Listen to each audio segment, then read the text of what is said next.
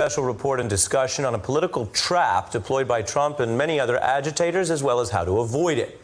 I'm talking about trolling, the tactic of doing something in order to just upset other people. Days after the election, comedian Dave Chappelle captured our new era, life under a commander and troll. But America's done it. We've actually elected an internet troll as our president. Trump didn't invent trolling, just like he didn't coin "Make America Great Again." He stole that from Reagan. But Trump copies the internet trolling style and he applies it to politics, which is a natural fit for a Twitter-obsessed reality star more interested in reaction and attention than any particular policy or substance.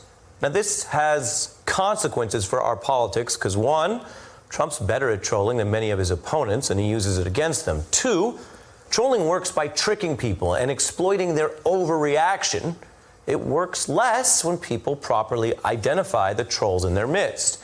And three, trolling is devastating for the media, for us, because the media tends to cover conflict and emotion more than stories where everyone agrees or there's no exciting debate. So tonight, we want to explore this problem and the solutions. Trolling is basically rooted in the pranks and internet culture of the 90s. It refers to making offensive comments not because you believe them, but to upset other people. Trump has trolled his whole career, and some have started to notice his political trolling. I think he's what they call trolling.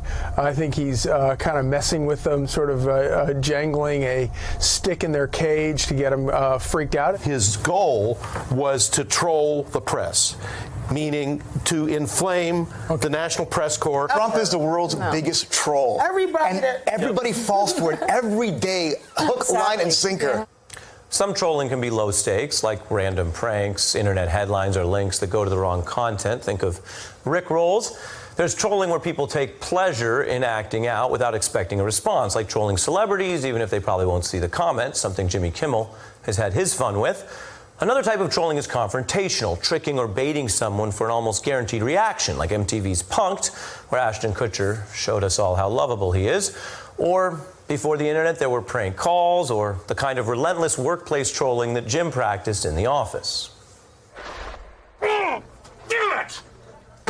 Okay, hold on. Judge is in session. What is the problem here? You put my stuff in Jell-O again. How do you know it was me? Which can be fun. Political trolling is a little different because it exploits political differences to present different messages to different ideological audiences through the same single act of trolling. Take Trump's infamous Cinco de Mayo tweet, which promoted Trump Tower taco bowls and said, quote, "I love Hispanics." You're looking at classic trolling right there. The pic says one thing to Trump's base, who liked his message, and they like even more how it will certainly make his critics' heads explode. Earnest reactions to this kind of thing risk falling into the trolling trap. Everyone lecturing Trump about how that was the wrong way to do Cinco de Mayo are giving him the negative attention that the trolling needs to be effective. So critics are sometimes caught between normalizing the behavior and overreacting to it. Sarah Palin posed that challenge with her trolling on topics ranging from one politician's ban on sugary drinks to the media.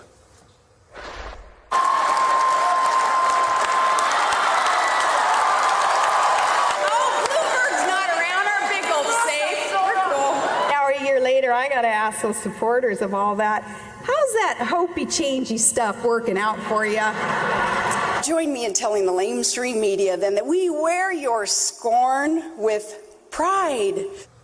Scorn. Palin tapping into the core of trolling. It's not about just being liked by your side. It's earning the scorn of the other side as proof of your potency and your power and your relevance. It's not a strategy born of real goals like passing a bill or forging world peace. It's a strategy born of strife. Upset your opponents enough and you must be winning. You know, the cliche about Trump back during the campaign was that no gaffe seems to stick to him, but that took his words at face value. When you see his words as pure trolling designed to only be over the top and draw scorn, well, it all looks a little different.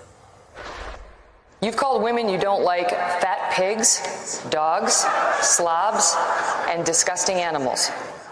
Your Twitter account... Only Rosie O'Donnell. He's a war hero because he was captured. I like people that weren't captured, okay? I hate to tell you. The MS-13 lover, Nancy Pelosi. Now, this link between Trump's style and trolling is not just an observation tonight.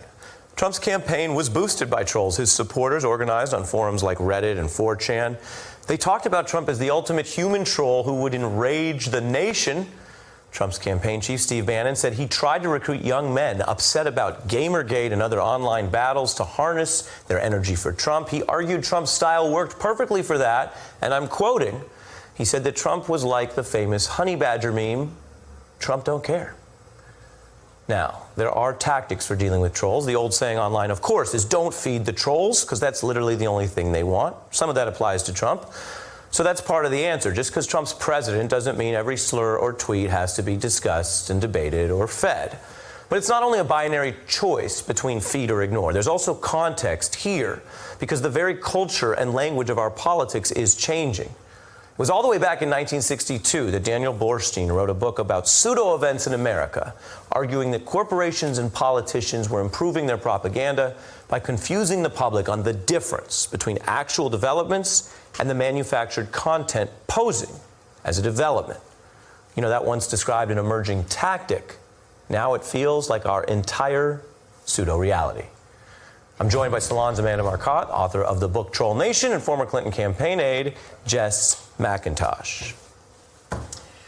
Well, this is exactly what my book's about, I would say. It's an interesting thing. I think one of the reasons that trolling has kind of risen on the right has, in fact, I think, I'd argue, completely taken over their rhetoric, is that they've lost the argument in a lot of ways. You know, they don't want to have real debates. They don't want to have these kinds of interesting debates that you say we've lost in our politics. They want instead to have a bunch of spectacles, because spectacles are all about emotion. They're not about rationality. They're not about logic. And they're certainly not about evidence. And so Donald Trump is kind of the perfect epitome of that kind of way of arguing, because he makes everything anger and emotion and rhetoric and nothing about evidence and nothing about debate. Yeah, absolutely. And I think that what's happening today is the logical extension of what Lee Atwater and Newt Gingrich started in the Republican Party in the 80s and 90s, when they decided that rather than fight on the merits of a conservative strategy which favored individualism and tax reform that was going to benefit the wealthy because they believed in trickle-down, rather than making those arguments, they decided that they were going to play to a Southern strategy and inflame the racist base, that they were going to win on that by calling their... Newt Gingrich circulated a series of words to talk about your opponents, to call them bizarre, to call them weirdos, to say they were anti-flag. This was the beginning of it. And that really solidified this Republican idea that they were going to fight on that front rather than have an intellectually honest argument, because I think they know that they can't win an intellectually honest argument because their policies don't benefit most of America. So logically what happens after decades of this is that they elect an actual honest-to-God troll. At this point, it's totally out of their hands. They have fed these trolls for so long that they got too big and strong, and now they're in charge, and now there's no way to take it back. So what do you do besides starving the troll of attention? Well, I think it's a too simplistic thing to say starve the troll of attention. I think because that implies to a certain extent that they're only doing this for attention. I would say, you know, for instance, when Donald Trump says something racist that inflames people's passions, he does mean it. And a lot of these trolls mean the vile things they say, even as they're simultaneously meaning it but also trying to provoke people. So we have to react with that knowledge in mind. And what I recommend most of the time when people ask me about this is that we learn to not ignore them, but to try and go around them. And I think that the Parkland students are a really good example of people that know how to do this. They acknowledge the trolling, you know, comments. They acknowledge the NRA's arguments, but they do the talk to the hand maneuver, and they kind of just keep on moving and keep on making their arguments. And I think that's the best way to do it, is acknowledge, but in a sort of abrupt, you know, you're a fool way, and then make your argument. I think it's directly related to the power that the troll has. If somebody, if somebody with 64 followers jumps into your mentions and says something mean, probably just ignore that because it's a waste of your time. If the troll in question is the leader of the free world, the commander-in-chief, and in charge of what happens to your federal tax dollars and military, then that's something we should probably take the time to contextualize. What about when you saw Marco Rubio and Elizabeth Warren both turn to the juvenile insults that Trump had used, which didn't seem to work for them the way it worked for him? Yeah, I mean, the fact of the matter is, if you don't have the guts to do it, if you don't have that meanness of soul that Donald Trump has to sort of sell it, people aren't going to buy it. There's an authenticity to that kind of trolling. You're saying there's an authenticity being a huge jerk? It's about really there is an honest authenticity jerk. in being a huge jerk.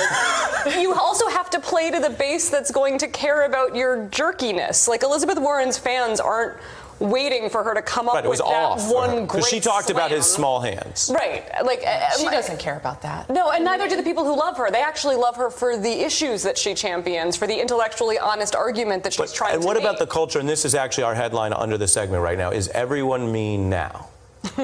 There's that part of this, that the internet, while it's a place for diversification and people who don't have access to traditional corporate platforms can speak, and there's all this podcast, interesting stuff going on, but there's an incredible amount of runaway meanness. I think that that's true, but I also think that can be a little bit overrated. And I write about this in my book. I think that a lot of this goes back to talk radio. I think it goes back to Fox News. I think it goes back to a culture of trolling that was really kind of created in right-wing media long before people had the internet. And I think that it meshed well with the 4chan trolling culture, but I don't necessarily think that it came from it. And I think it has a lot more to do with where the American right is now emotionally and logically and rationally than anything else.